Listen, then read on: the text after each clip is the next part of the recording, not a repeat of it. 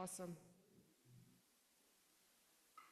So I think we're going to start. Hopefully our panelist in the next panel is arriving, so hopefully he will arrive. Welcome everyone.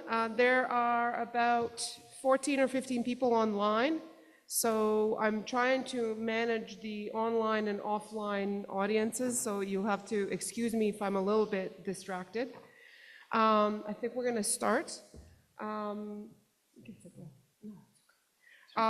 So Ivan Jurakić, who is the director of University of Waterloo Art Gallery, is going to start us off, and then I'll pick up for the welcomes after him. So excellent. You have the floor. Go ahead. Hvala. Dobar dan. This is the extent of my language. Thank you for joining us this afternoon for the first part of the larger Yugofuturisms Symposium, envisioned by my talented colleague, Associate Professor Bojana Videkanić. For the day, my name will be my proper name, Ivan Jurakić, rather than Ivan Jurakić, which I go in my anglicization. And as director-curator, I would like to welcome you to the University of Gallery. I think many of you are first-time visitors, so thank you for joining us. I'd also invite you over the course of the day to spend some time engaging with our current exhibitions, Prairie Invasions by Emily Neufeld, which is in the smaller gallery, but in particular Zdenko Hacinovic's War and Peace exhibition, which is framing the symposium today. So on behalf of the gallery, I would like to acknowledge that our work takes place on the traditional territory of the Neutral, the Anishinaabe, and the Haudenosaunee peoples. Our main campus is situated on the Haldimand Tract, which is land granted to the Six Nations that includes 6 miles on each side of the Grand River, from its source in the highlands of Dufferin County through to its terminus over 300 kilometers south in Lake Erie. Our active work toward reconciliation takes place across our campuses through research, learning, teaching, and community building, and is centralized within our Indigenous Initiatives Office. The question posed is, why Yugofuturisms now? When Bojana first brought this project to my attention, Yugofuturism was not something I had ever considered, despite having a shared heritage and a decade of collaborating together. Coincidentally, very shortly after our initial discussion, Zdenko, whose work I've known for many years, also reached out to me, inviting me to visit an exhibition that he had at Redeemer College, which is in Ancaster. So as can be the case if one is fortunate enough to be in the right place at the right time and open to idea, these two separate conversations came together and meshed seamlessly with one another.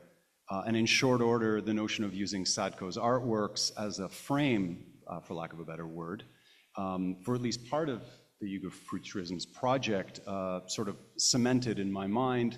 Bojana agreed that this was a good idea, and so we proceeded.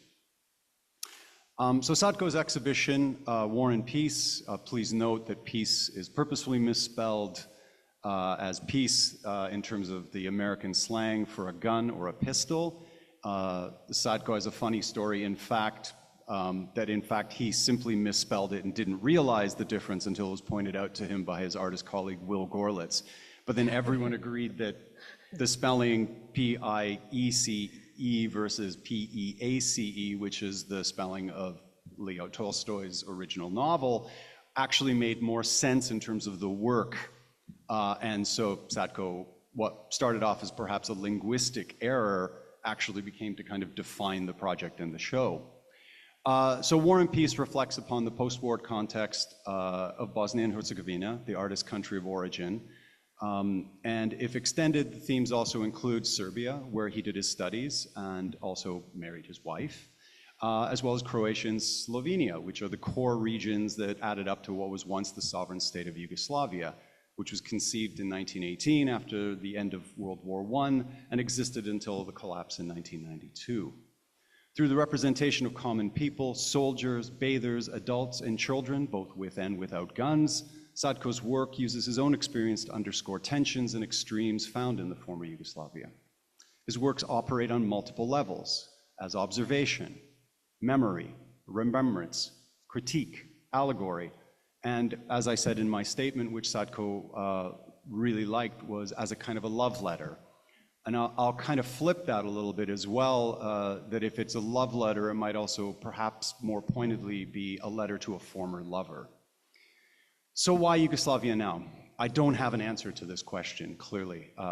That's my, but I can say that as a first-generation Canadian whose parents emigrated from what they called the old country in 1951 and 1967 respectively, which again is ahead of many of the people I've met like Zdenko and Bojana who actually came here post-1993.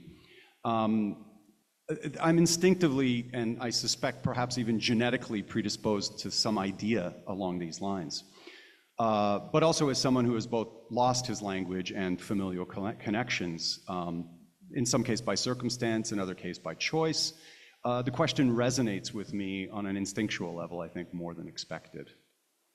So it is a line of inquiry that connects me to colleagues like Bojana and Zdenko. This is really probably the most I've heard of the language since my parents were forcing me to go to Zabavas when I was a teenager, and as well as our fellow panelists. So the idea is a common denominator that in the broadest sense, in my interpretation, asks the common yet often difficult question, where are you from?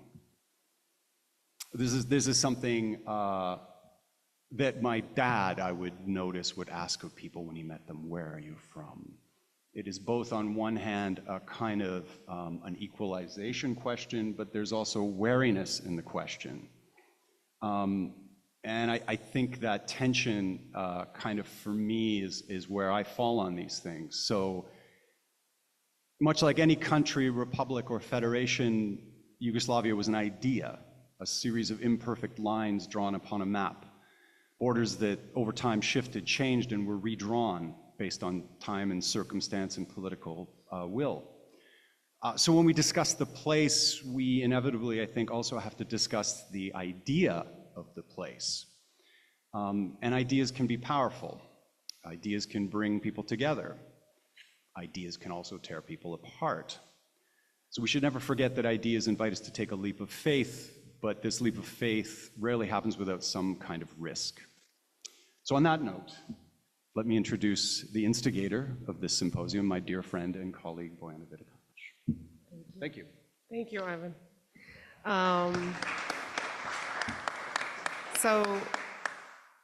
I'm really happy to be here. Actually, Dragana, you can join us. We have our second panelist or third, second, however you want it, is Dragana Obradović. I will introduce both of my colleagues, but I wanted to sort of continue a little bit about with the preamble. I do want to thank Ivan for his wonderful introduction. We have worked together for 15 years, and this is the first time that we're openly talking about Yugoslavia.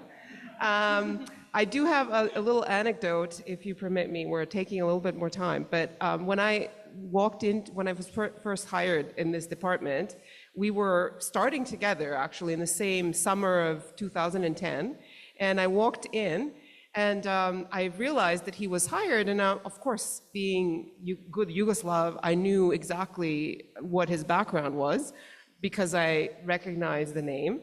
And so I was so happy that there was someone from the old country there. And so I went and I very enthusiastically approached him, and he was cold as ice.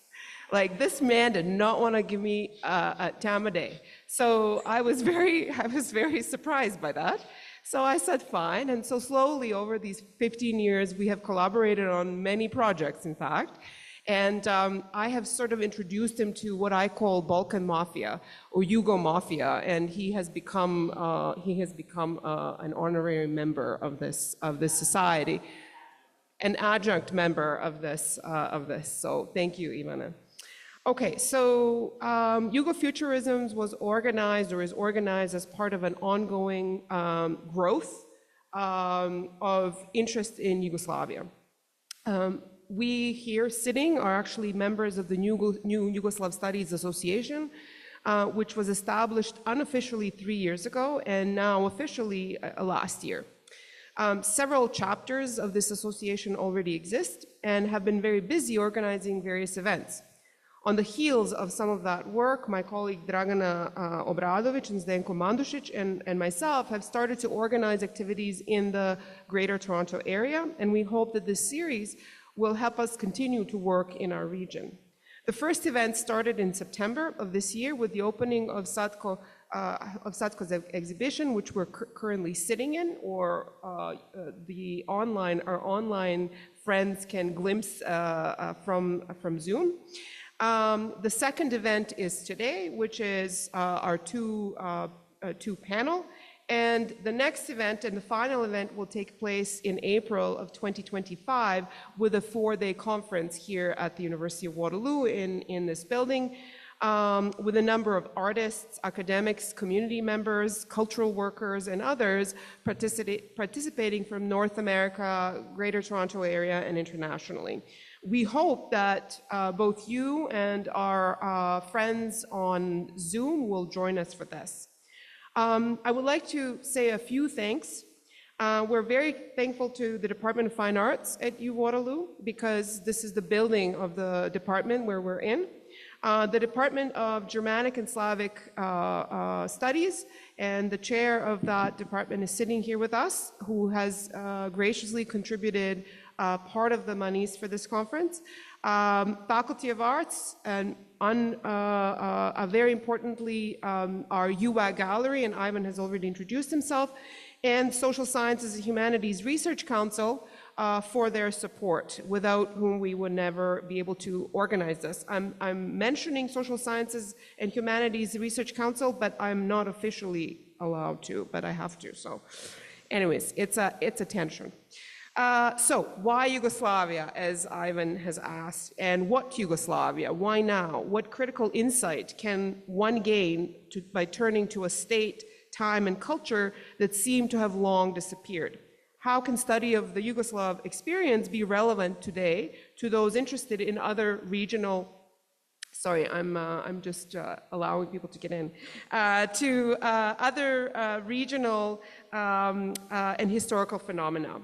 Film scholar Diana Jelača, who we hope will join us from New York for our 4-day conference, defined the term Yugofuturism. She proposes that we think of critical fabulations of Yugofuturism against what appears as capitalist inevitability.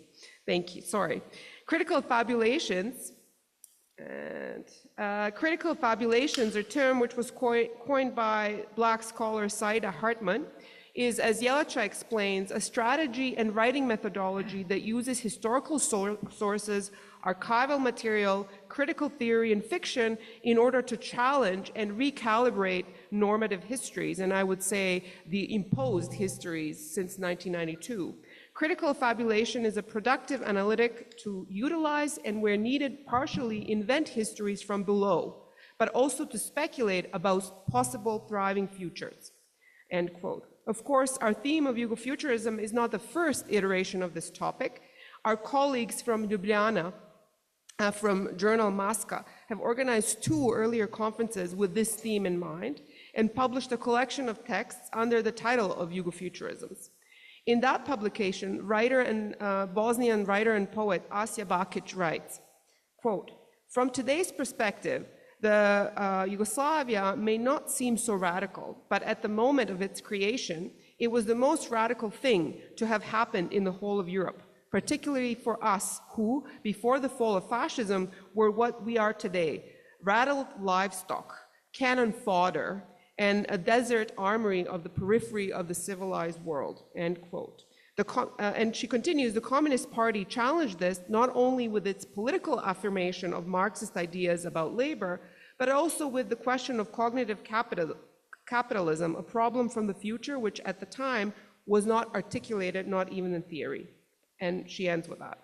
Although she agrees that socialist Yugoslavia was one of the most radical and progressive moments in the history of our region, she warns of thinking and perhaps fetishizing this past, and that this fetishization is preventing us from seeing a different future with more optimism, and preventing us from living today.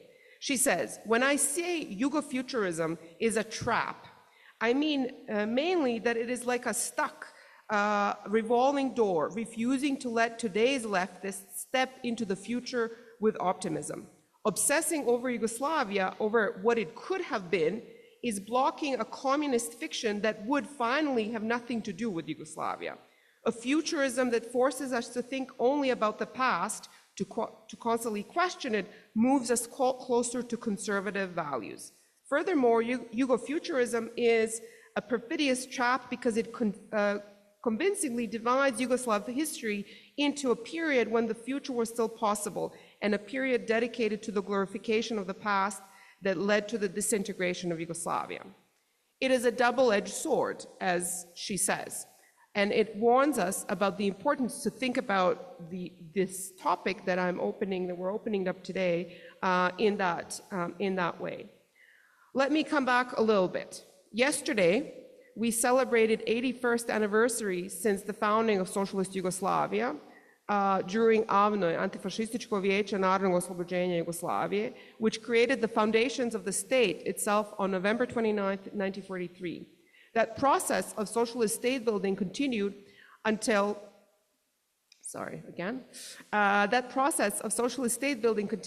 precipitous and piecemeal destruction of the socialist Yugoslavia that started more or less in the 1990s with various constitutional challenges that led to the June 1991 declaration of independence by the republics of Slovenia and Croatia, which marked a successive wave of similar declarations, ensuing wars that ended the 45-year-old socialist state.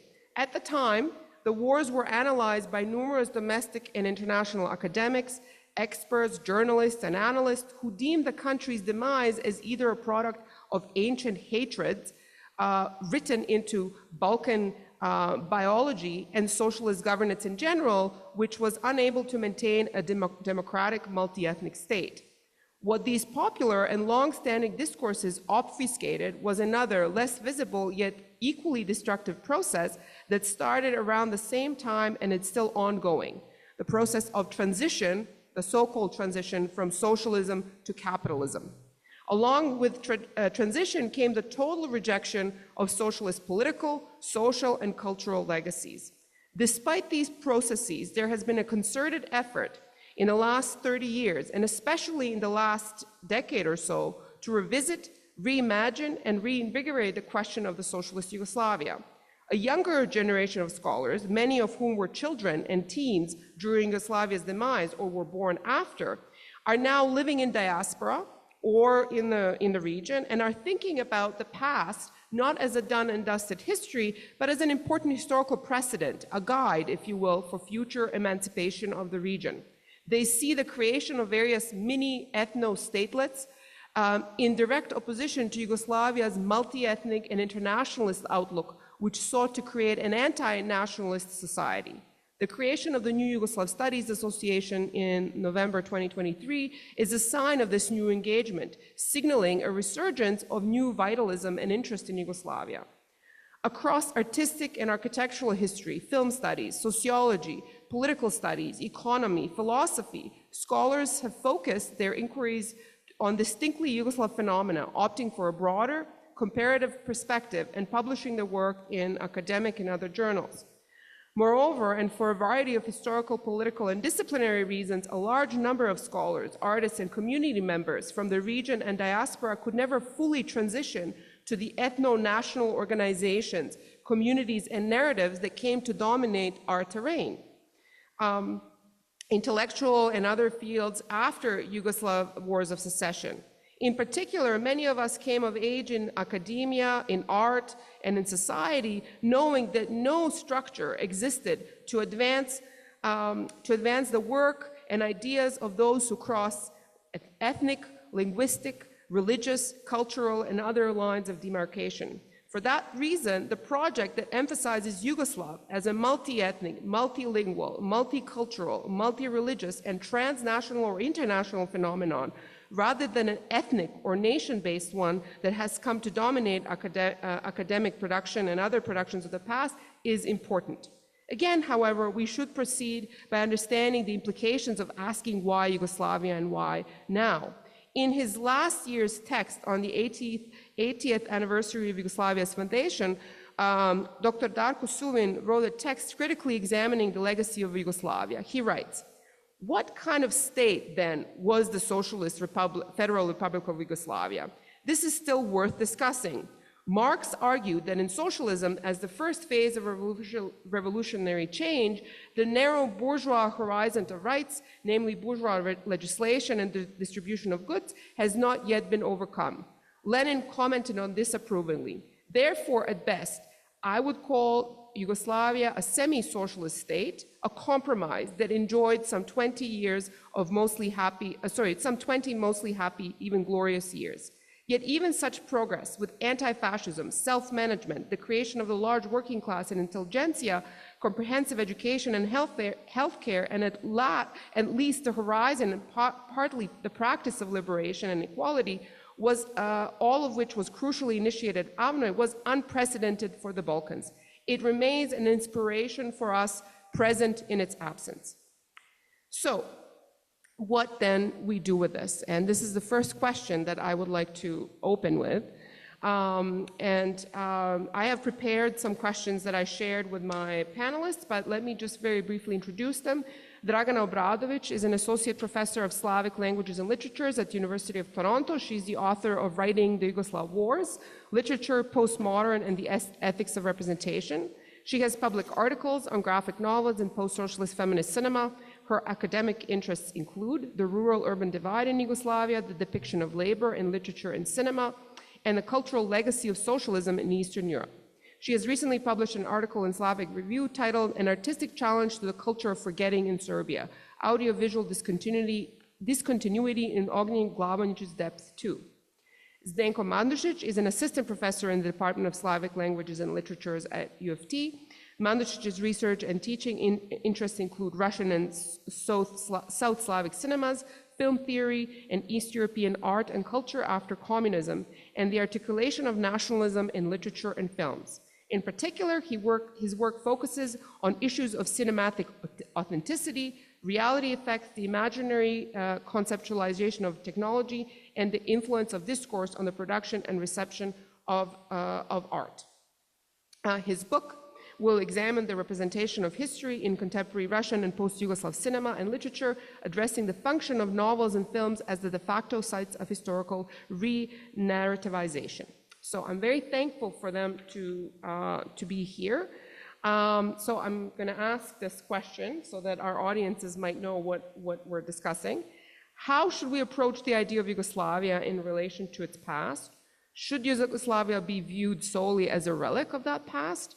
And why should it be relevant for today? And is this resurgence that I spoke of driven by economic, political, or cultural factors? So I'm opening it to both of you and welcome both of your responses. We can flip a coin. Sure. So thank you, Bojana. Thank you for inviting us here, and thank you all for coming. So in thinking about the question that you posed to us yesterday, I'm not experienced with microphones. I started to think about, how I would approach this question and answering it. And for me, the idea of Yugoslavia, as you pose in your question, and whether it should only be viewed solely as a relic of the past, is the answer for me is simply no. Right? I think for me, Yugoslavia and this resurgent interest in Yugoslavia, really I perceive it as a search for alternatives, for our current state of the world, which seems to be getting more and more pessimistic day in, day out, from political to economic to environmental crises. And so for me, Yugoslavia, as somebody coming from Yugoslavia, from Sarajevo, from Bosnia, represents in 2024 the possibility and the capacity to imagine an alternative to our current state. With, of course, not through rosy glasses and ignoring the problems that were there,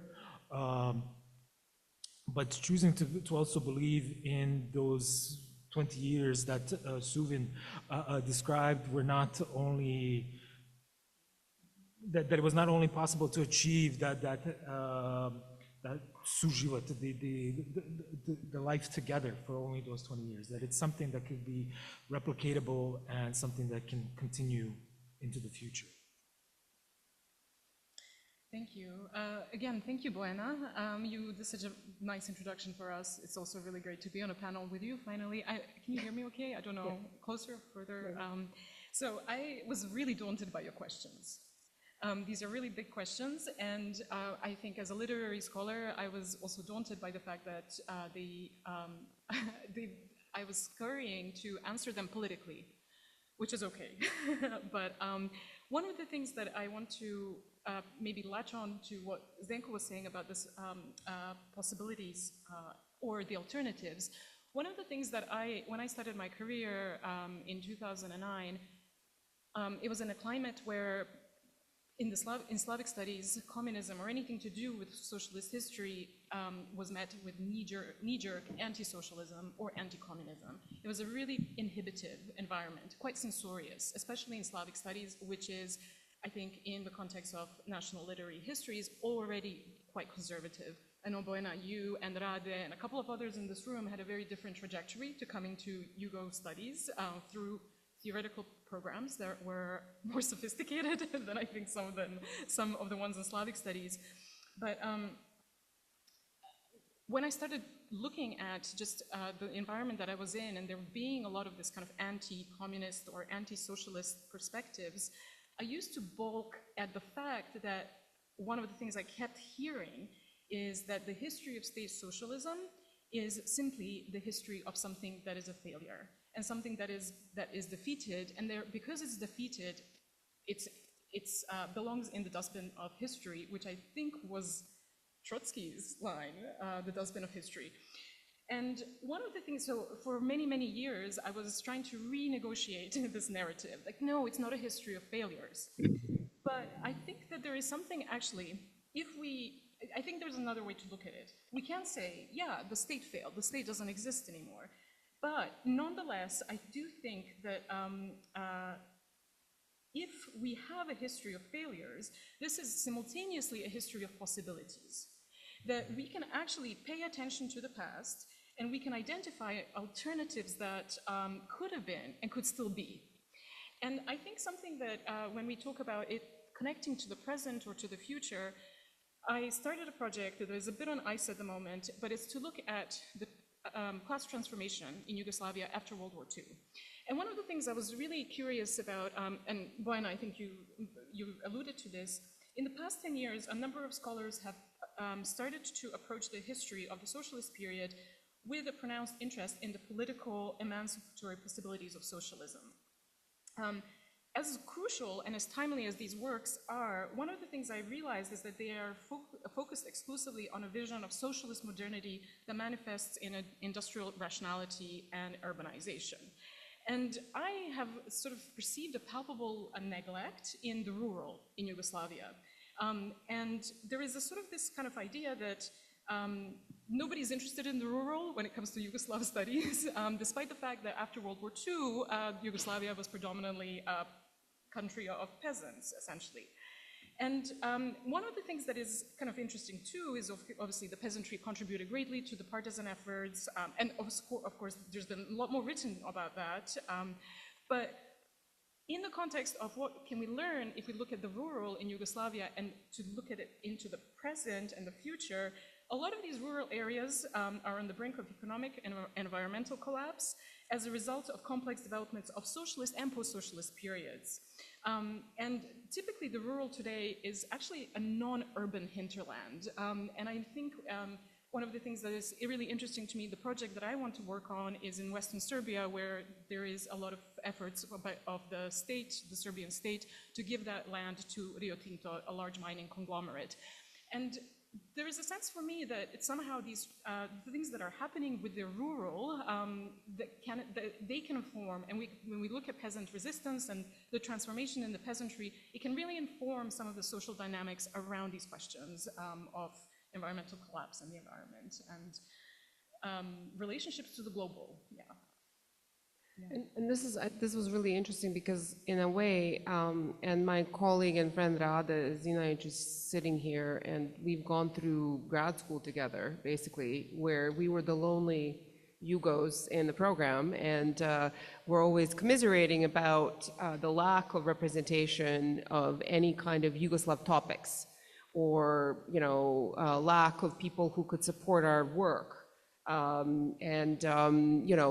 kind of the general idea that socialism, discussing Yugoslavia and Yugoslav socialism was something that was past and really not sexy in any way. When I was finishing my PhD dissertation, not only on Yugoslav socialism or Yugoslavian socialism, but also on top of that on non-aligned, people were literally laughing in my face, like, what are you talking about? So now it's all over the place, everybody's talking about it. But I think it's also the sign of times, because Yugoslavia in many ways was kind of a canary in the coal mine, together with maybe Iraq, maybe Rwanda, all of these sort of places around the world that were really captured, or that were the first places to kind of fall to the neoliberal transformation, that were kind of part and parcel of this surge of imperial or resurgence of American imperial triumphalism after the fall of Soviet Union. And so in many ways, what we have kind of lived through in Yugoslavia is now slowly or not so slowly happening around the world. And I think that a lot of us were really affected by what is happening in Ukraine, what is happening in Gaza. And it is a very important ways in which we can see how Yugoslavia is not separate or different than other parts of the world, but this is why precisely we should be talking about it. Right? Because I think our experiences of living in diaspora, living as refugees, losing everything is a very familiar story to other people who have lived similarly. I have recently looked at some some data on diaspora from the region. And I think that roughly around 40 to 50% of people who hail from the region actually live in diaspora. So almost 40% are outside of the country, which actually numbers now in the millions. And in Ontario alone, in Southern Ontario, there's more than 100,000 people from the region. Obviously not all of them would ever say that they're Yugoslavs, that's fine, but I'm just talking about these processes that Yugoslavia was really showing, or what happened to Yugoslavia were showing in the 90s. So, but I think that, sort of going back to what you said about the economy, and I think that both of you have mentioned this, that economic devastation that we see right now, not just in Yugoslavia, but everywhere in the world, and the kind of imperial politics that we see are precisely the reason why we should be talking about it. We're not special, but I think we have something to add to this. I think that our experiences, both the long-term experiences from the 19th century, even if we go further down, to now have something to say, because when we look at the peoples, the history of the peoples from there, a lot of them have lived through a lot. So, and the kind of imperial politics, right? The kind of the geopolitical imperial politics have been in our region for so long, including sort of Sadko's exhibition that in some ways speaks to that, right? The weapons have been around there for a long time, which again asks us to think about it. But I think there's also, for me, this question was of why Yugoslavia was also permission to belong, because one of the things that happens when you're a refugee, especially from a mixed marriage, but everybody knows what that means who comes from the region, is that you can't belong anywhere. You're not Muslim, you're not Serbian, you're not Croatian, you're somewhere in between, and nobody wants you. And so Yugoslavia was the only time and place and space where we could have this, you know, supranational identity, which I think is another important part of why. And living in the world of borders and wars today, we see how that's also an important element. So let me come down. Oh, sorry, go ahead. No, absolutely. I really take your point when you talk about the experience of Yugoslavia and what it has to offer to the other regions and countries you mentioned. And for me, as a primarily a film scholar, the work of filmmakers in the region, and this I think applies to writers as well, is really instructive because it's not only the experience of the people, but also the reflections and the work of artists like Zdenko, but also filmmakers, and in particular for me, Želimir Žilnik here is key. Želimir Žilnik, who began his career in Yugoslavia in the 60s and continues to this day to make films.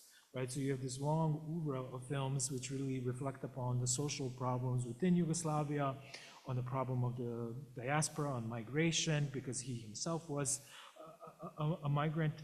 But one film in particular that came to mind as you were just talking was his film from 2009, which in the original is called Stara škola kapitalizma, or the old school of capitalism, which I often go back to that film and I use it in my classes when I teach various forms, various approaches to film, but in particular, even beginning with the title of the film itself, this idea that the transition, right, that followed Yugoslavia wasn't a transition into something new, but it was actually a return that Žilnik really captures in his film through his work with non-professional actors who were actually workers of factories that had been privatized and then sold off under their feet. And so you have in this film is this depiction of the price that is paid, and then an attempt really to form new alliances between the contemporary proletariat, the contemporary workers, and activists, socialist-minded activists or anarchists in his films, who try to get back to some of these ideas of self-management and really raise those ideas to counter, you know, what was sold in the late 80s and the 90s as this promised land of transition to capitalism, where everybody was going to drive a Mercedes or something to that extent, right? And what Žilnik shows is the pitfalls of that. And for Žilnik as well, what I really value in his work is this idea of when he's working with non-professional actors, workers who are out of work, who are protesting what is being done to their places of labor that they once were in control of, is that he doesn't represent them as victims, right? He doesn't represent them as through even a nostalgic lens of how great we had it.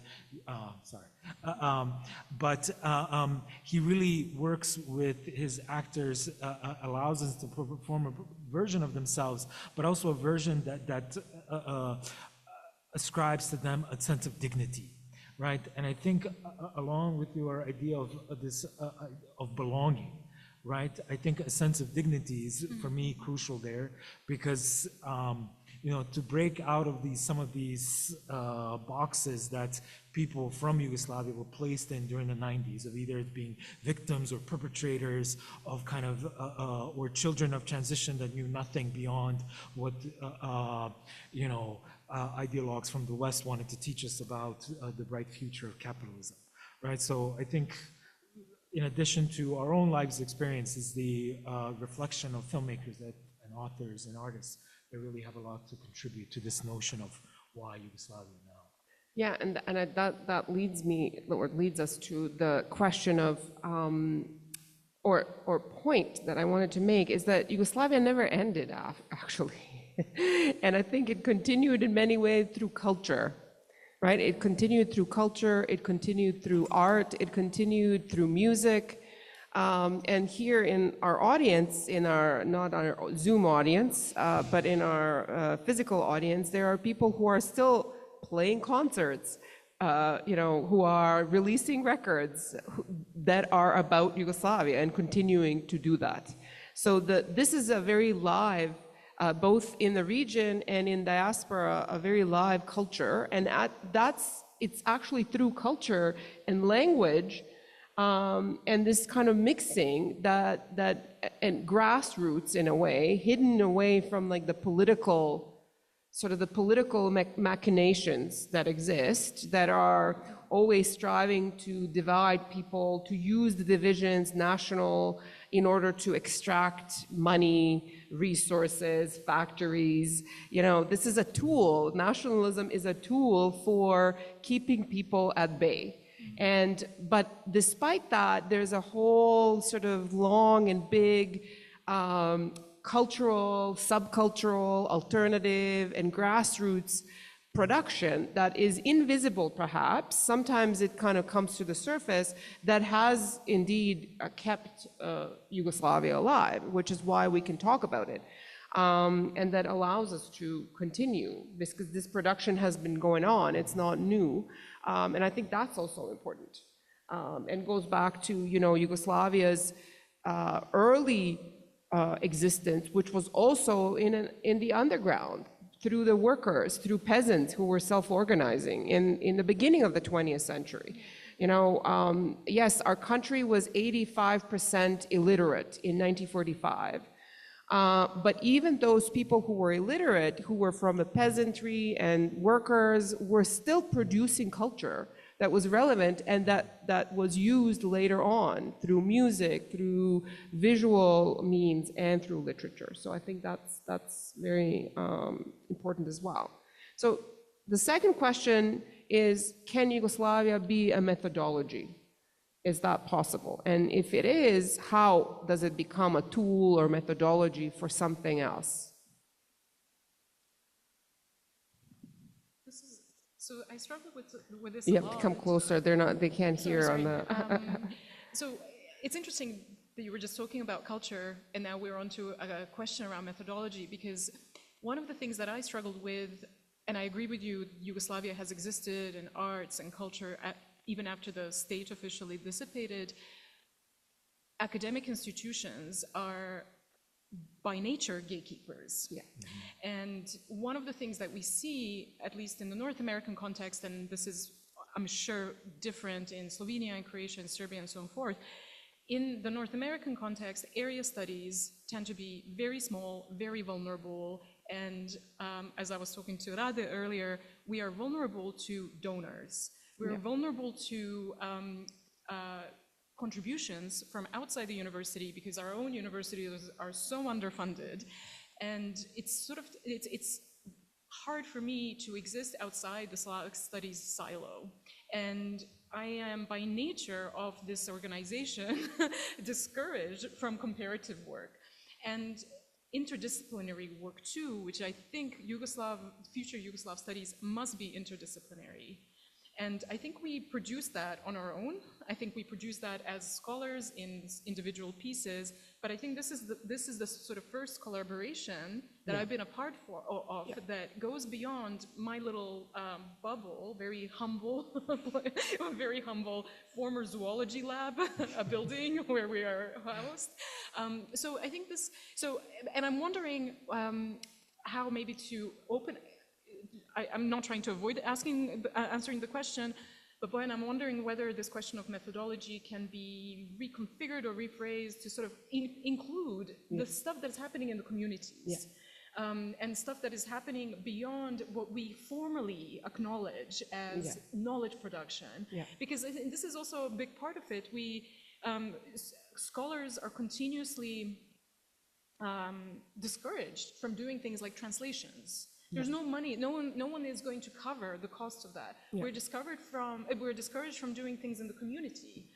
This is shifting, but so slowly. And even when we apply for funding to do community things, we have to rationalize and instrumentalize it so much that I feel like I'm not opening a company. I don't know. So I wonder whether for our constituents today, methodology means something different than what it would be for us, like in a professional context. And I just want to address that, kind of like the fact that we're very aware that we want to speak to people outside the universities as well. Well, even when we were writing this proposal for these events to get money from the government, we were including the community, because this cannot exist without our community. And I'm hoping that when we meet again in April of next year, that there will be more community members, because this is precisely why this work on Yugofuturism cannot exist in academia alone. This is the number one thing, and because we cannot do anything. And I think that's one of the things that Asya Bakić was actually talking about this two-edged sword, about constantly thinking and talking, and academics love to do that. Whereas there's people who just do and organize. And I think that, yes, it's also great to organize in terms of culture, but I think the next step is also politically organizing. Because I must say this, and maybe, people will not like it, but, nationalist-based diasporas are very well organized politically, right? They have very well-funded activism and are very actually active back in the region, advocating for certain nationalist causes. And so us who are in-betweeners, who don't belong anywhere and who are kind of, don't have a nation to cling on to, nor we do want to, are always sort of like, are always kind of underground in some ways. But I think that's why the New Yugoslav Studies Association, when it started with people who were writing and, are thinking about Yugoslavia, but we're hoping that people in the community will also join, because it's not supposed to be only for academics. This is the wrong way to approach it. I think we need to build on that. And I think that's why we were hoping that people will come in and join us and, be involved, so that it's not just academic panels. So, yeah, go ahead. Just come closer to, they're asking for the. Sorry, online audience. So, first, I want to thank the Canadian government for giving us money. Yes, we were shocked that they gave us money. We did not think they would give us money. So first that, but joking aside, I just wanted to go back to something you were saying earlier regarding this idea of Yugoslavia never actually going away. And I'm reminded of this every time I go to Sarajevo, I go to Zagreb, I go to Beograd. When you walk down these streets, I'm from Novi Sarajevo, I'm from Alpašno Polje. My neighbor, Čengić. Yeah, which is like, those communities still continue. The architecture is still there, and the organization of life that was introduced by those massive architectural projects to improve the standards of living in Yugoslavia to this day still function.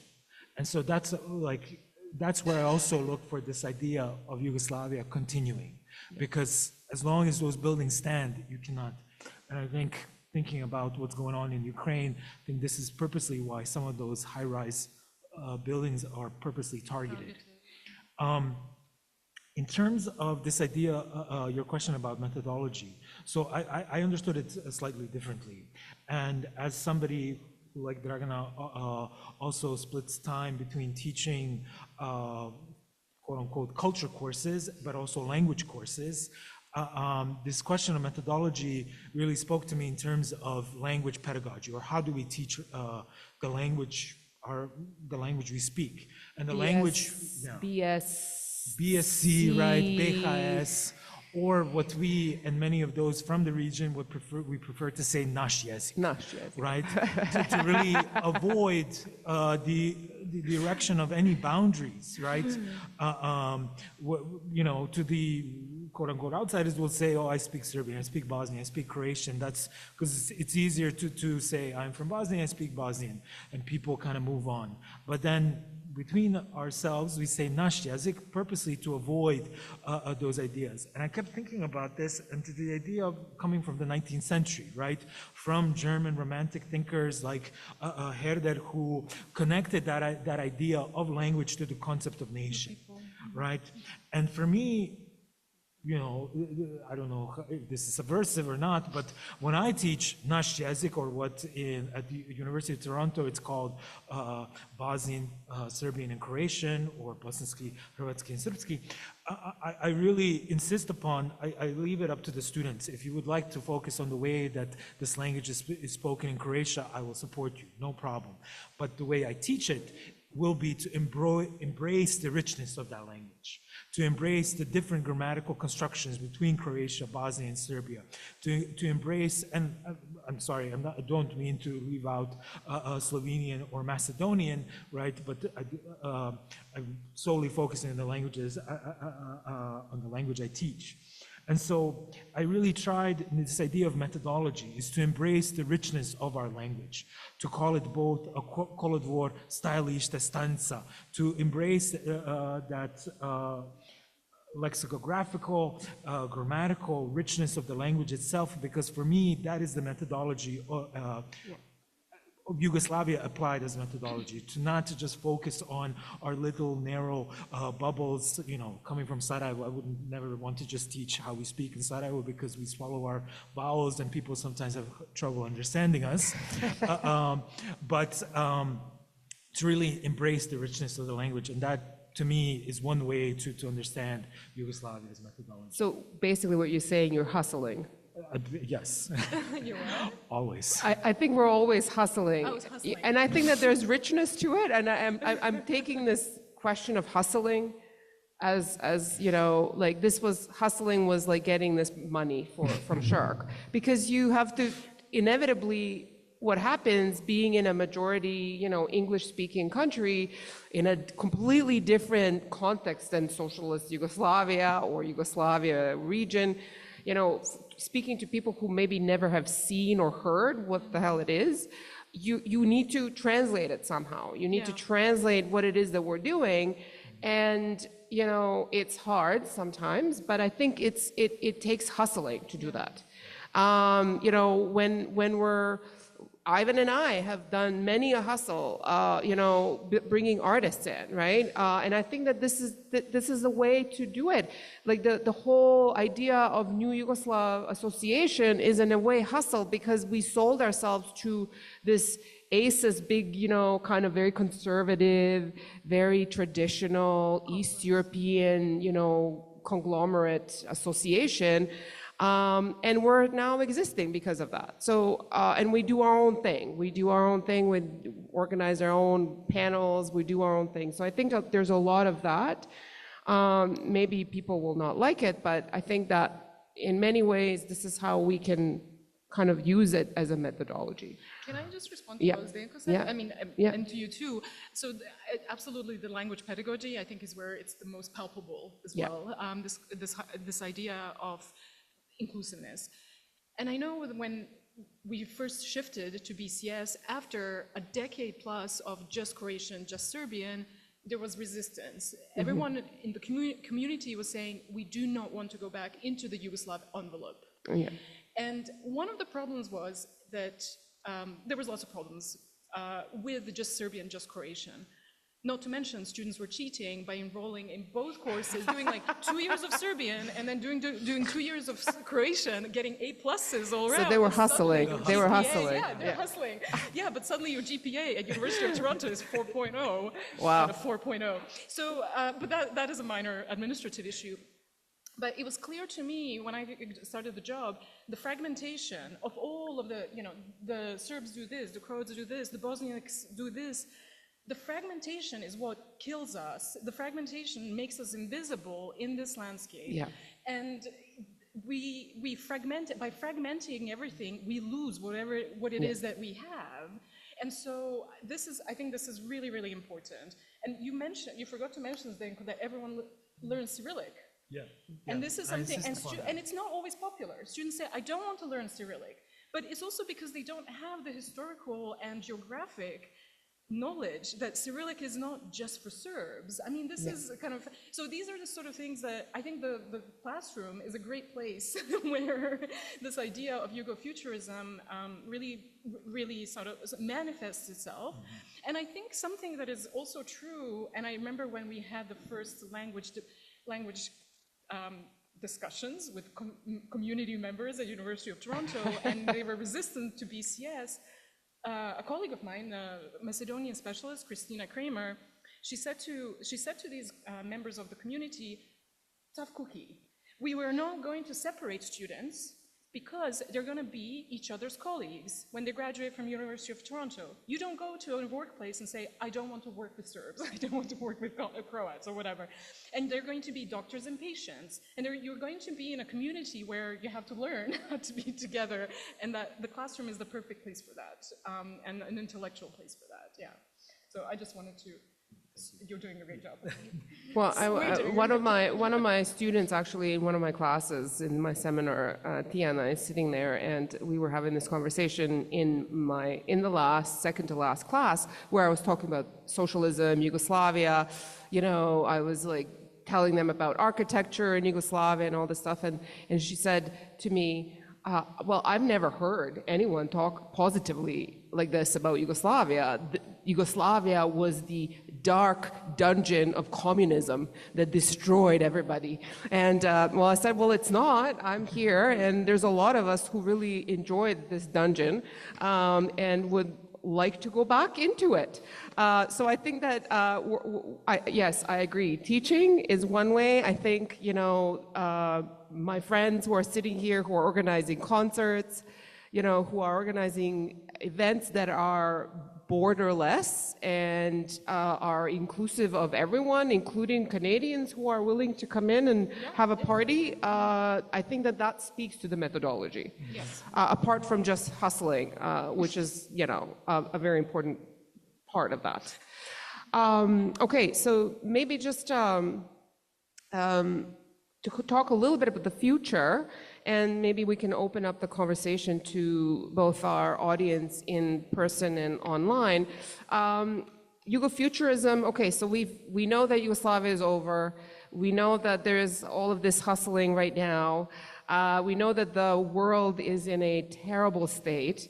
And we know that it is dangerous to sort of dream only about the past, right? And to kind of fetishize past.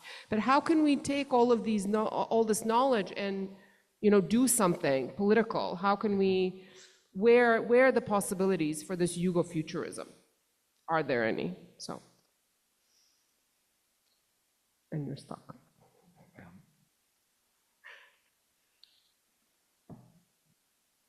I wonder, because we've been talking about the diaspora, I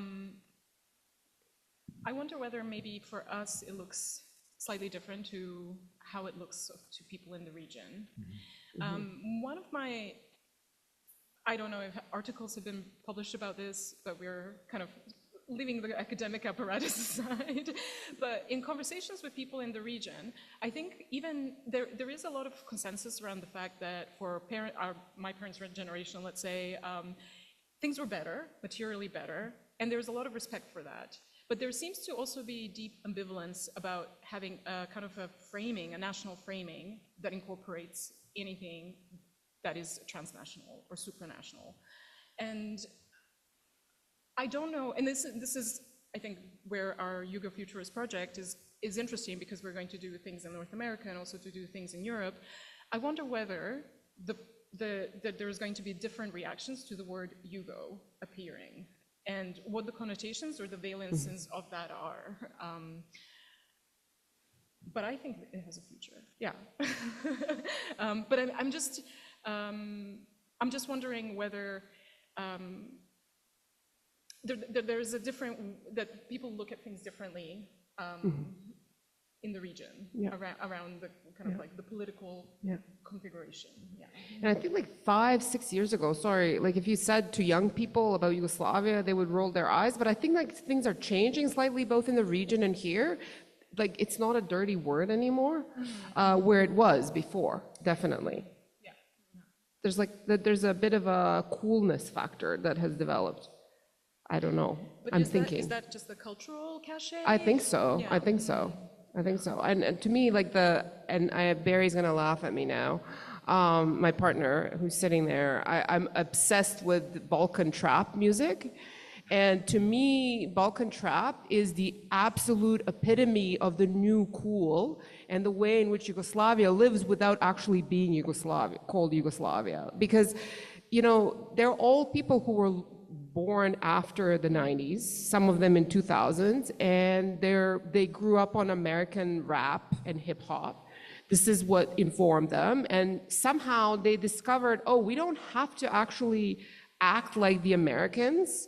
We can just embrace our own sort of Balkan cool and have created this amazing subculture which collaborates because they're so small. The statelets are so small. And in order to develop a music production, you have to collaborate. So the most recent favorite hit of mine is Tokyo Drift by a Serbian famous female rap musician.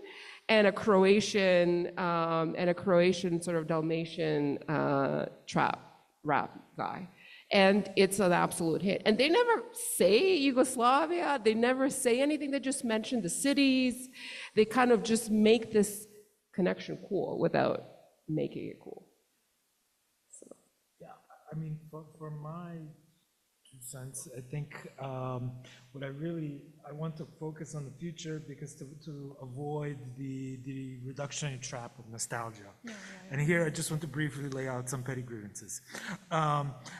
So many of us came from this Slavic conference that was just recently held in Boston, Massachusetts in the US. At which point I saw various brochures, things that were being passed out, including an ACES, that's the main association, bingo. So to check off everything you hear, whether or not you think you're talking to a CIA agent, whether or not you see somebody fall asleep at a panel, which always happens, right? And one of the boxes was Yugo nostalgia. And I didn't see that. Oh, to a certain extent, it made my blood boil because it was reductionary. You know, this whole project is being fitted into that box of nostalgia. And for me, I always, and this is partly kind of when Diana Jelića first spoke about Yugofuturism last year, my mind immediately went to Russian futurism, kind of a connection because that is my other subject of study and research is Russian and Soviet culture.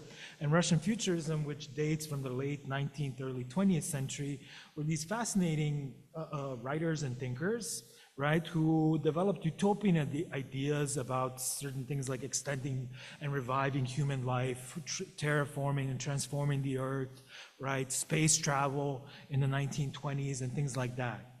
And specifically the space travel part went on to really inspire the Soviet space program in the late 50s, early 60s, launching of Sputnik and Yuri Gagarin.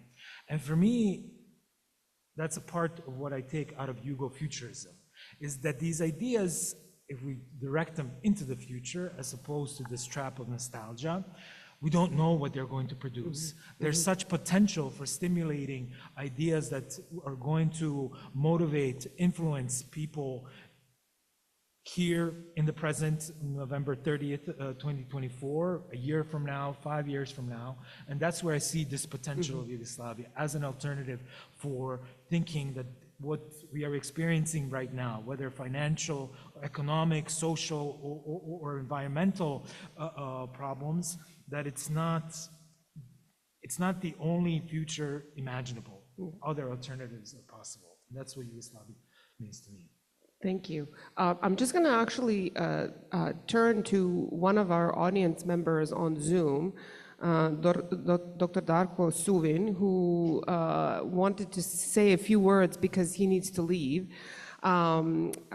because he has other things that he needs to attend to. But I wanted to give him a word because he, like us, he lived in Canada for many, many years, teaching at McGill University, and he's also someone who was for many years involved in thinking about future because one of The domains of his research was on science fiction, literature, and film, and has written many books on Yugoslavia and socialism. And I've quoted his text that he has written last year about the 80th anniversary. So, Dr. Suvin, I think we can hear you if you unmuted yourself. Okay, can you hear me? Oh, yes, we can hear you. Okay. I'll try to be brief and not forget that you are not my generation, but your own generation. I would like to focus on just a couple of things where there could be possibly, in the best possibility, a fruitful interaction between ideas and realities which existed more or less perfectly in, let us call it, socialist Yugoslavia, and the needs which you as teachers and humans in the present breakdown of civilization have. Because I'm sure you know we are witnessing a breakdown of civilization. Let me just mention the climate destruction and the wars and stop there. However, assuming there will be somebody to talk to in 10 or 20 years, how can one use the past of Yugoslavia, the best of the past of Yugoslavia, for doing something today? Obviously, I accept my friend Jelač's, how should I say it, instruction for use. Yugofuturism must be against capitalist inevitability. If you don't agree with that, that's your privilege, but then don't talk about Yugofuturism.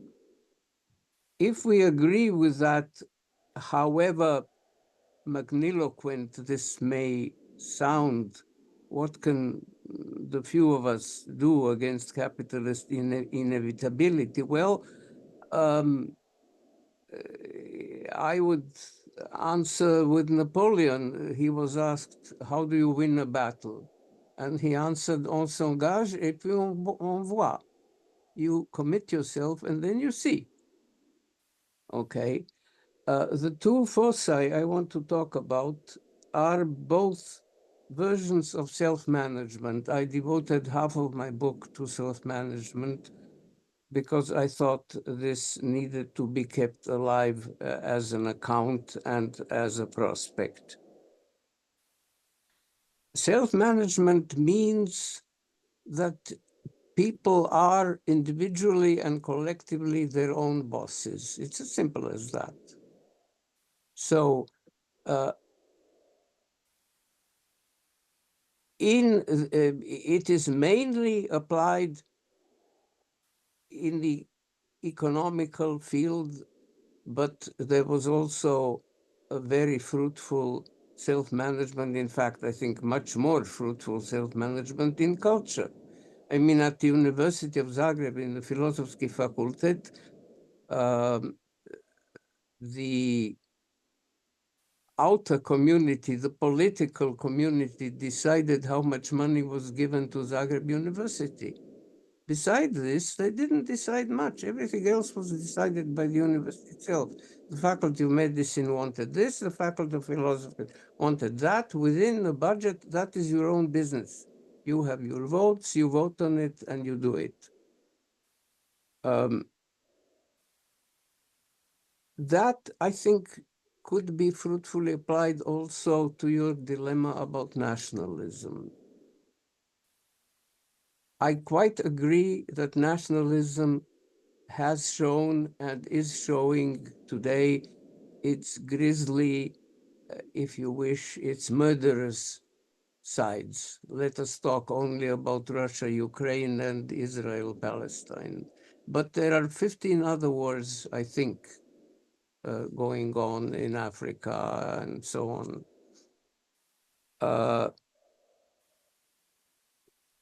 people like Rousseau, not to mention Madison, if you want an American name, have always said that a war against another nation is there, primarily or secondarily, but always in order to make a war on your own people. That is to say, for the preservation of a ruling elite, group of classes, congeries, whatever you want to call it, the establishment in the good old British term.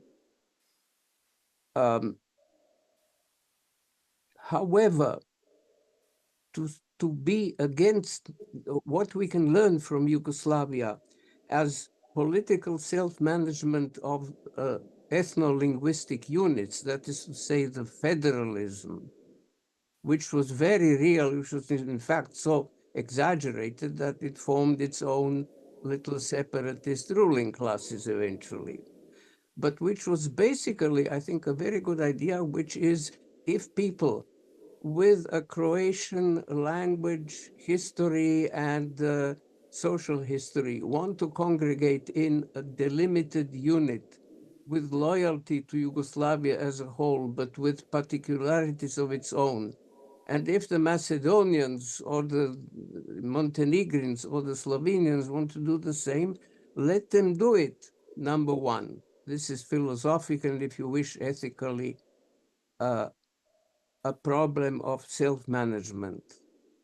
Number two, politically, to be against nationalism means to be for what? For the international rulers. The international rulers today, who are they?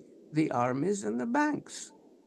I mean, you really want, what is your alternative to talking to a nation? Is your alternative to talk to supranational bodies? Which is worse? Obviously, the second one is untreatable. The first one can say, I accept from a nation everything that does not lead to the killing of people of another nation because they are of another nation. Okay, so while I quite understand that faced with a well-heeled nationalist Serbian Croats or Bosniaks or whatever they are called today, you may have some qualms about this. I think about nation in a wider sense, not as your present enemies, but as your possible, how should I say, place of work. In any place of work, there are some good and bad sides. There is a stupid dean. There is somebody who doesn't want to give you money, and so on. You know, when I first came to I was in Massachusetts 1 year, and I wrote in a drama review on Brecht and Beckett and so on. And when I came to McGill, my colleague said, Darko Suvin, you are not a pseudonym. We all thought you were a pseudonym. There was no such name, okay? They were not used to a Darko. What is a Darko? I said, well, it's like Theodore without God, of course. You know, it's a gift to somebody. So what I'm saying is one can use Yugoslavia with a certain amount of nostalgia that's only human, but looking forward. And my suggestion would be to you to use the categories of self-management in workplace, in political, economical, in socio-economical contexts, and to use federalism in political organizational contexts. Then we can also use the good things that Yugoslavia left us. I mean, somebody mentioned Žilnik, with whom I correspond sometime. And the film people are, I think, people who have not been enough studies. I mean, who is working on Makavejev today? I know a lady an American lady in Boston. But enough? No. If you want to know how to deal with Yugoslavia, I would suggest look at Makavejev's last movie, Rupa u duši, A Hole in My Soul. You know, Oh, And it ends with the gypsies playing music, by the way. Thank you. Dr. Suvin, thank you so much. We wanted to ask some questions from the audience as well. Thank you so much for your comments. I think that they're well received and we can hear you well here. So I wanted to open up for some questions from here in our actual audience, or from anyone who wants to maybe ask the question from our Zoom. This microphone is open, so I can walk around if you.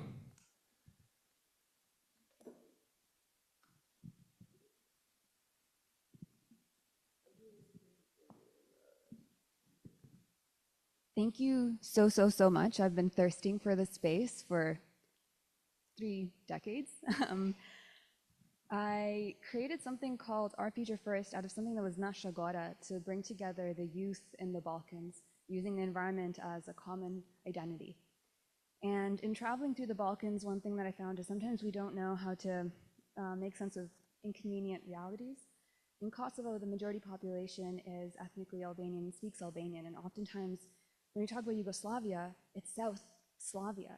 Like, how do we reinvigorate that methodology of that space, but in a way that, as the professor was saying, gives dignity to each of the peoples in the way that they want to show up on their own terms? Like, the socialism was beautiful, but how about sacred socialism? Like, what could that look like? And what could the name of the country look like that still speaks to the Ia at the end, but allows us to redesign something that weaves in the whole Balkan identities that are present, that have been rooted? And one last thing I guess that I'll say is I tried using environmental metaphors, which I feel all of us connect to. And the pine, the oak, and the spruce tree can all like live, and the birch, in the same soil, and can thrive in the same soil. To think about that diversity, and that's something that seemed, and I walked in and we were talking about what's happening with Rio Tinto and like the environment. Like, that is something that we all care about, so how can that be something that also is the seed of what is to come?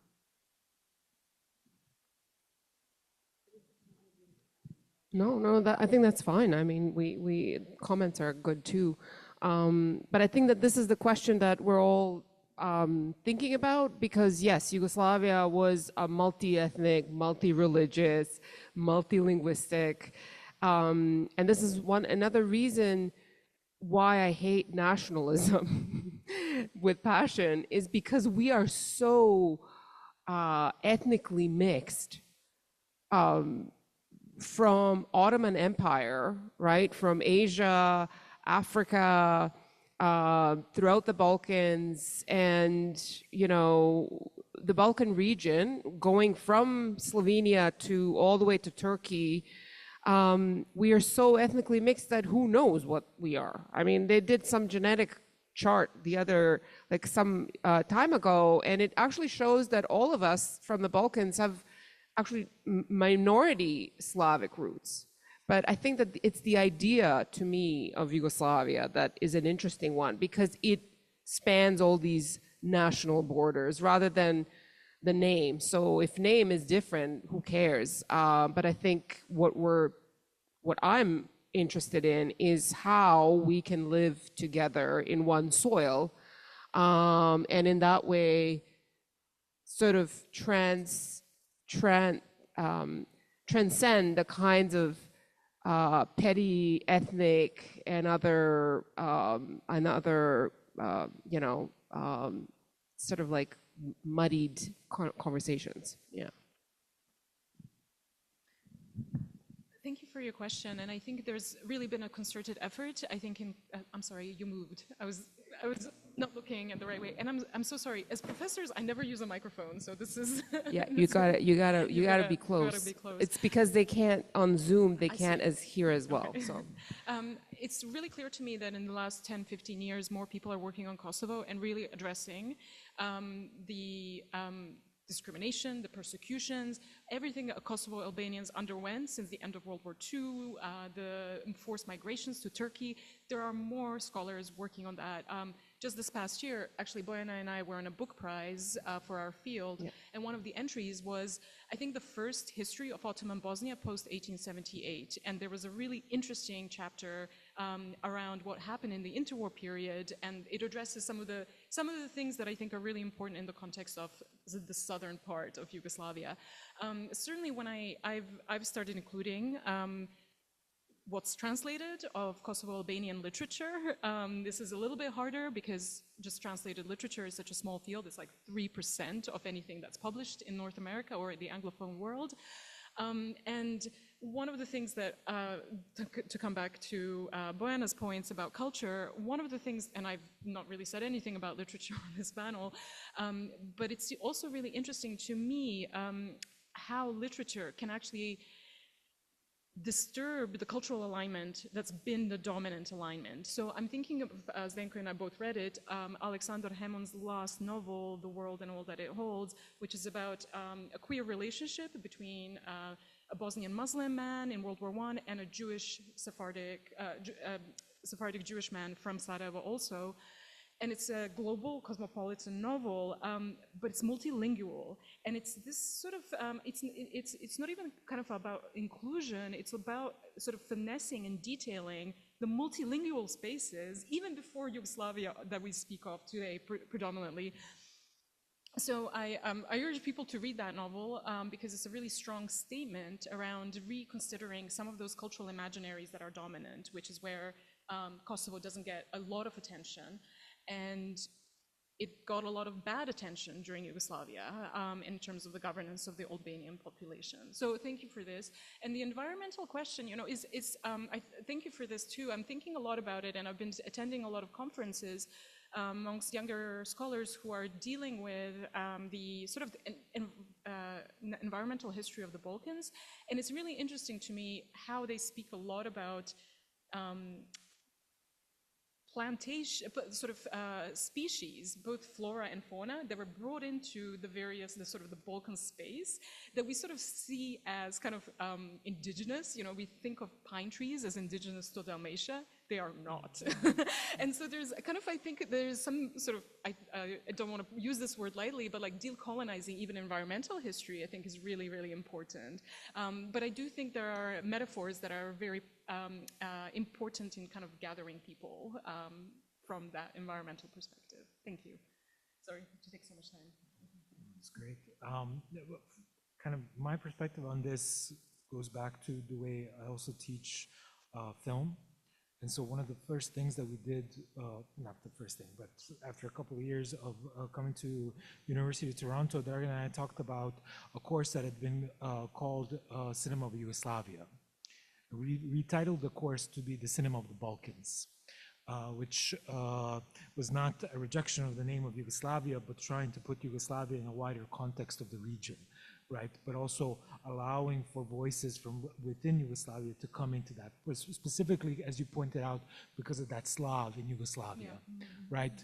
And so what was amazing to me in that experience of teaching that course, I think 2 years ago at this point, was that it collected, it was my first experience of having students from all of the different countries and regions in Southeastern Europe there. And they kind of took turns from 1 week, depending on what film we watch, whether we were watching Berta Bertoli's Hive from Kosovo, or we were watching a Romanian film, a Macedonian film. There's a sense of kind of taking ownership of those films, but also being so eager to tell each other about what it is like to watch these films from their perspectives, right? So I go back to that idea of locating this notion of Yugoslavia within a broader regional context. And so that's, yeah. Also, like being from the Balkans, it was really great to make connections to people here. So my friends are, my really close friend is Iraqi, and we got each other very quickly. You know, shared Ottoman history, share food, and it was a way to actually make connections with people through our shared histories in many ways. So you don't think about Iraq as being, you know, close to the Balkans, and yet there are so many connections. So I think that that's also a kind of this trans-border kind of, existing outside of what is given as a nation state in the 19th century and thinking much more broadly. And I think that goes back to what Dr. Suvin was saying in terms of, that international is not necessarily NATO or these supranational, but in fact, grassroots internationalism. So any other questions? Nobody oh, yeah.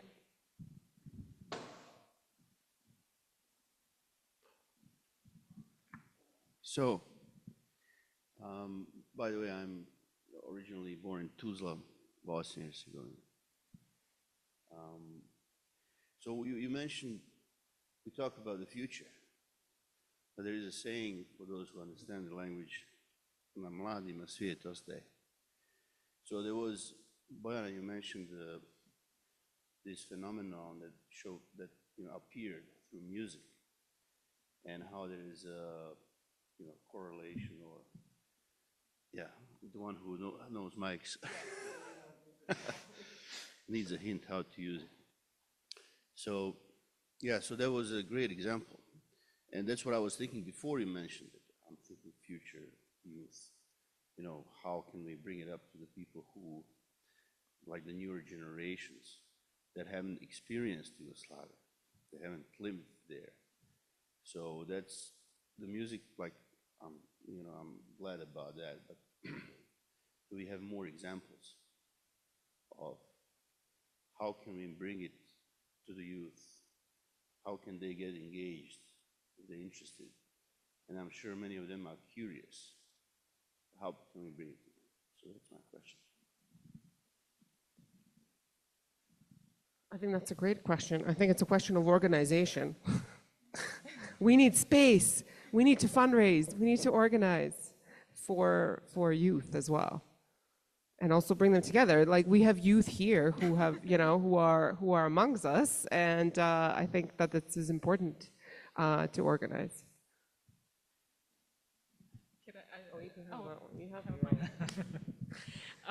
This is a great question. I can't answer it because nobody reads books anymore.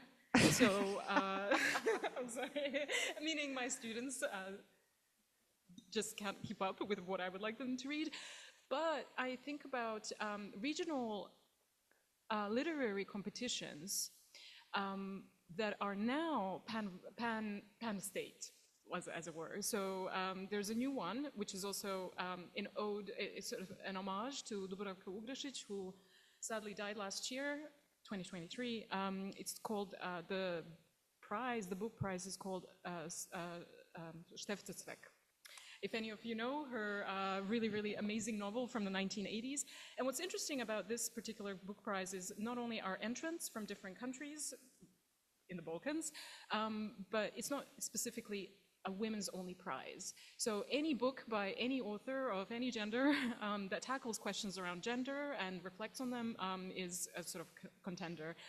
I find that really, I feel like that is something that encourages younger people, these kinds of initiatives that are very grassroots. This was a book prize that actually had a Kickstarter campaign, and they exceeded their goal, and it's something that it has longevity, which is, I think, also the problem in these countries where there's so little money in culture. Yeah. And a lot of that money is ideologized. So these sorts of initiatives are, the youth is all right. Isn't that another saying? Yes. Well, they're here too, and I think this is why, when I was teaching, this is what keeps me alive.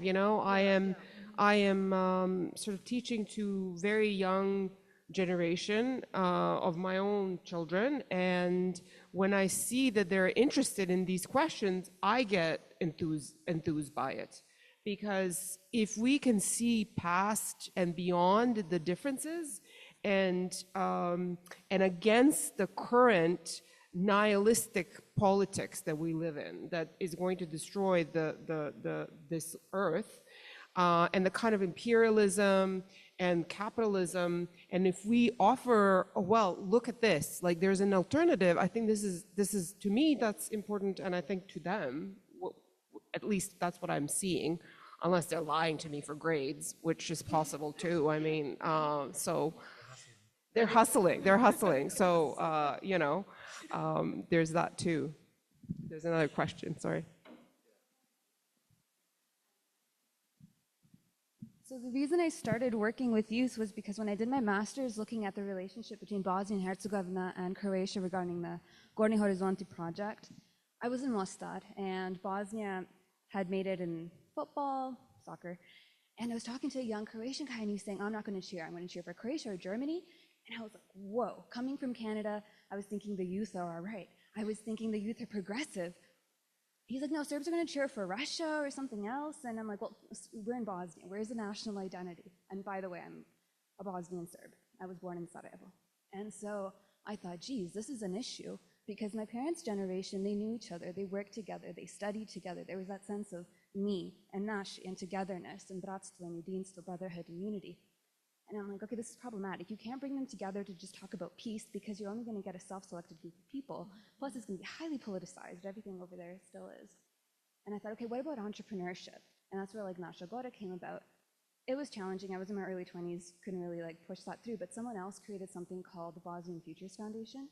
And so they're more focused on STEM, but they're starting to branch out and engage multiple different ethnicities. And that's like a really hopeful sign and a potential place for collaboration also, I'd say, because young people are thirsting to build their future on their own terms too. So finding ways to give them what they need to do that is helpful. And then here, in terms of what we can do, you talked about how do we organize? Like we have cultural centers, but they're so tied to faith, and we don't have common spaces. And I'm jealous of like the Italian community and like the Persian community and others, because they have common spaces. Like, how do we do that? Well, yeah, like because when we're not tied to any religious organization, that's the problem, right? Well, I come back to trap music. I'm sorry. I will forever advocate for this. I think that this is where, very simple example. There was one of the sort of the queens of trap from the Balkans, Senida, who I love dearly, had a concert in Toronto recently, about half a year ago or so. And I went there, I didn't expect to see what I'm gonna see there, and it was full, and the average age was 16. And when I go with my partner who loves music and concerts, we go to all of the ex-Yugo concerts in Toronto, the average age is 40. It's not 16. It is not 16. I'm sorry. It is definitely a little bit more. So I'm just saying, you said 60? Okay. That's, but I'm just saying, like, youth self-organizes through culture already. They all listen to this, and it's very easy. I think we old people need to tune into it and be more proactive. Yes. Yes. Yes.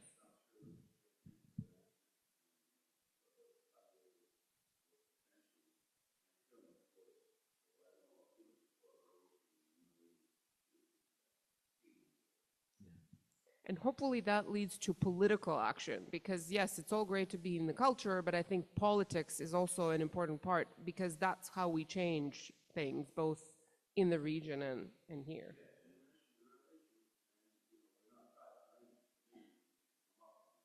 Yes, yeah. Okay, well, I think we're gonna just take a little bit of a break. There's coffee, there's tea. We're gonna have the next panel in about 10, 15 minutes, where we're gonna be talking about art and culture again. Please help yourselves to the food. We need to eat all the food. I'm not taking it home. So please just grab as much as you can, and we'll continue in about 10, 15 minutes.